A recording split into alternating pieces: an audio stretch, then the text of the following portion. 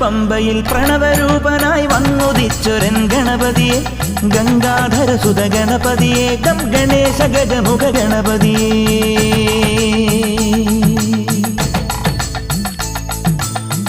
പമ്പയിൽ പ്രണവരൂപനായി വന്നുദിച്ചൊരൻ ഗണപതിയെ ഗംഗാധരസുത ഗണപതിയെ ഗം ഗണേശ ഗജമുഖ ഗണപതിയെ പമ്പാ ഗണപതി പാരിന് ഗുണനിധി മംഗളമൂർത്തേ സിദ്ധിവിനായക ഇരുമുടിയോടെ ഞാൻ മല കയറുമ്പോൾ തുണയരു